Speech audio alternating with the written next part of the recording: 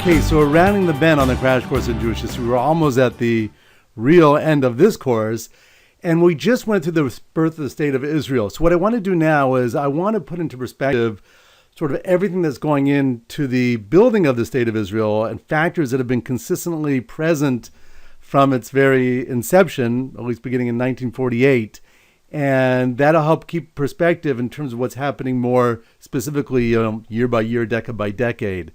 So let's take a look. We said that the modern era is defined by the rise of nationalism. We spoke about the world of tolerance that had been born out of the fact of the Protestant Reformation and the tolerance of religion. And we spoke about equal rights because of the French Revolution. And now there was no longer this class system.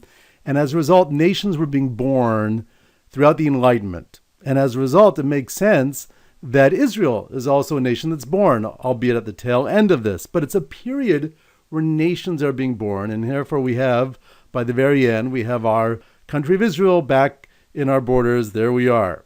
What I want to focus on now is how different the birth of Israel is and its very existence than other nations that were born during this period of time.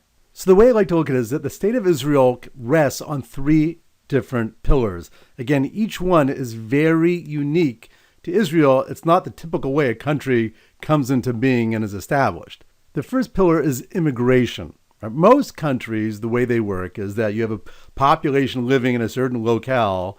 They want their independence from those who are ruling over them. They fight a war of independence. They establish their own sovereignty over their land, but they're living in the land. Israel is a nation that was created by immigrants. Let's just take a look at the numbers for a moment and consider the implications. Let's begin by looking at the first decade. So in 1948, when the country is established, there were 600,000 Jews living in the country.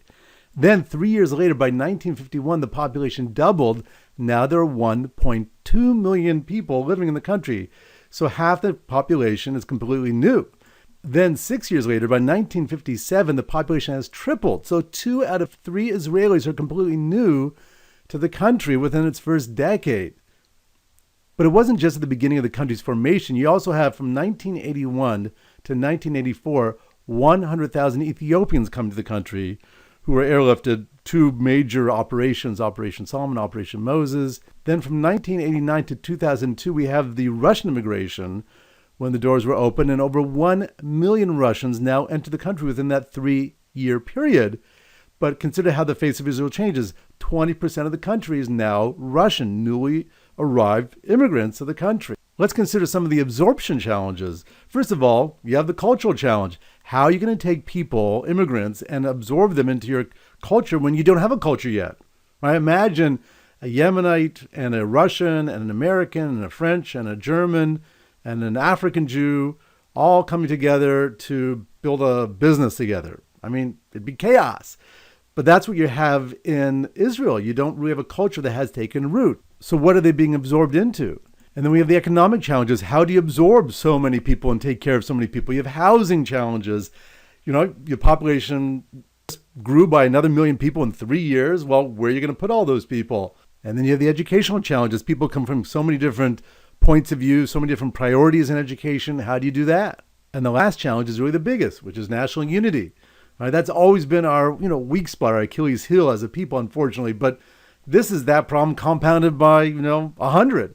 Right? There's so many different types of people coming together all at once with so many different cultures that have spanned through centuries or millennia, and somehow they have to morph into a people that all have a sense of belonging to the same nation. That's a major challenge. And yet, this isn't something which Israel has had to face, in addition to all its other problems. This is the very creation of the people of Israel in the state of Israel in modern history.